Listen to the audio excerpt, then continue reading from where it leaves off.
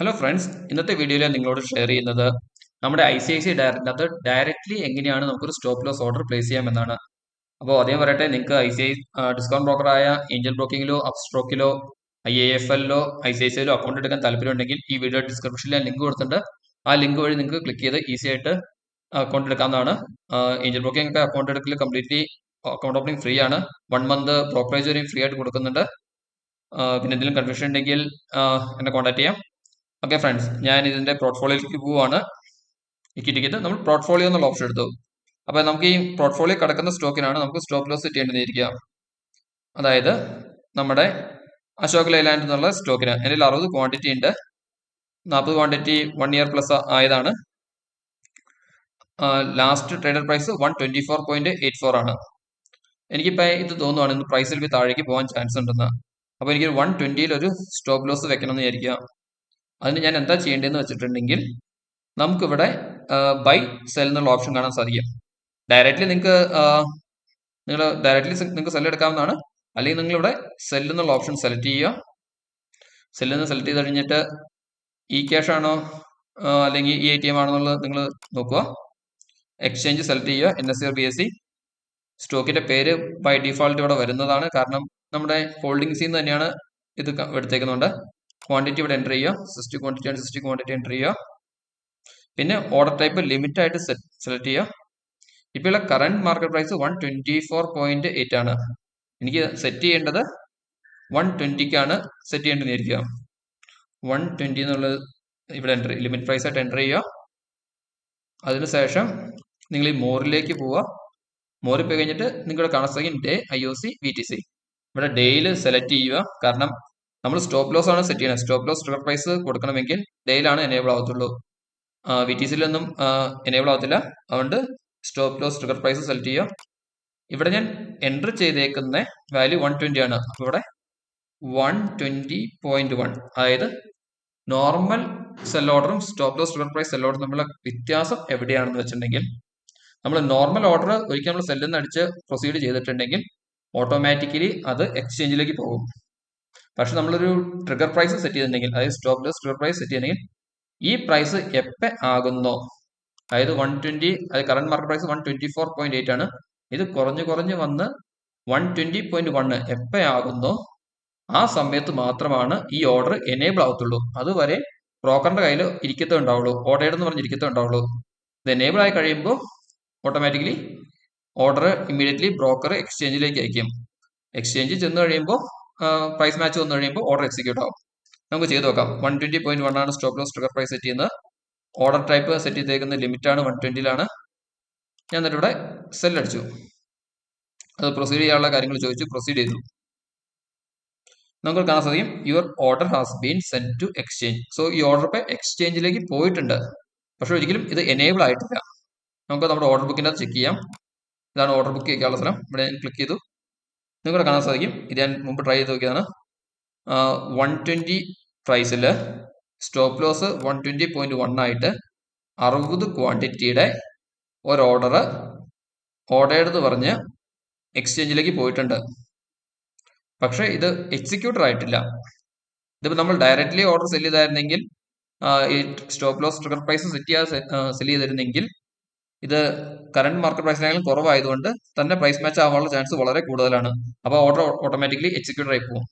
പക്ഷെ നമ്മളിവിടെ stop loss trigger price set ചെയ്തേക്കുന്ന കാരണം ഈ ഓർഡർ എക്സിക്യൂട്ട് ആവാൻ നിൽക്കുകയാണ് ഓർഡറായിട്ട്. നമുക്ക് ട്രേഡ് ബുക്ക് വേണ്ടി ചെക്ക് ചെയ്യാം. ട്രേഡ് ബുക്കിലും കാണാൻ സാധിക്കും ഒരു ഓർഡറോടെ വന്നിട്ടില്ല, ബ്ലാങ്ക് ആയിട്ടാണ് കിടക്കുന്നത്. നമ്മുടെ ഓർഡർ ബുക്ക് ഒന്നും എടുത്ത് നോക്കാം.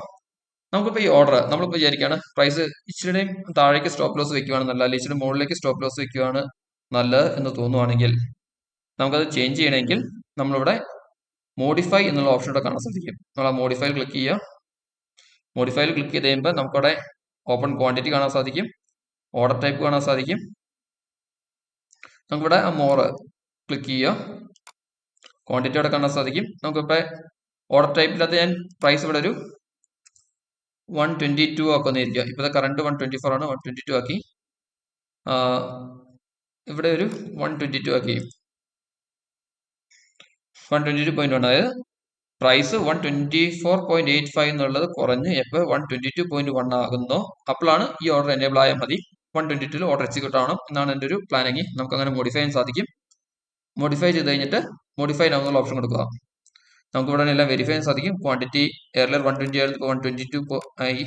ഇപ്പോൾ എയർലർ ട്രിഗർ പ്രൈസ് 120.1 ആയിരുന്നു, ഇപ്പോൾ അത് 122.1 ആയി. അതായത് 122.1 പ്രൈസ് എപ്പോൾ ആകുന്നു അപ്പോൾ 122.0 എന്ന ലിമിറ്റ് പ്രൈസിൽ ഒരു ഓർഡർ എനേബിൾ ആകുക എന്നുള്ളതാണ് ഈ ചെയ്തു വെച്ചിരിക്കുന്നത്.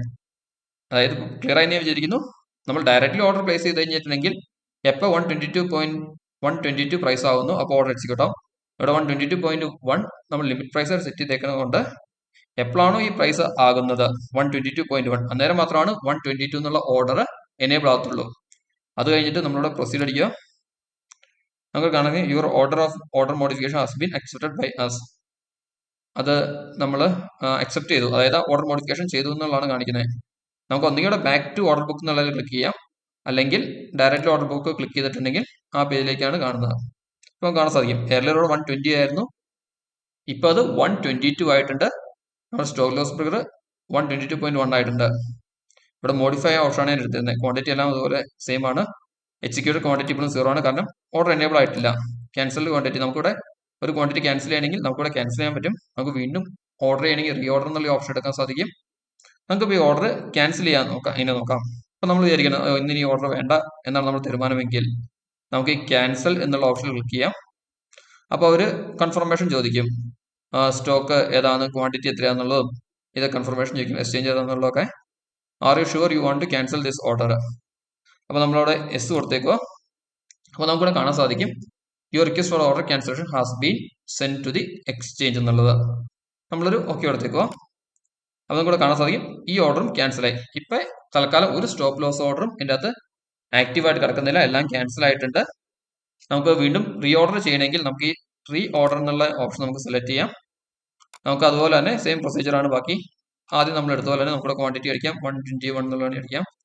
മോറി പോകുക, ഡേ സെലക്ട് ചെയ്യുക.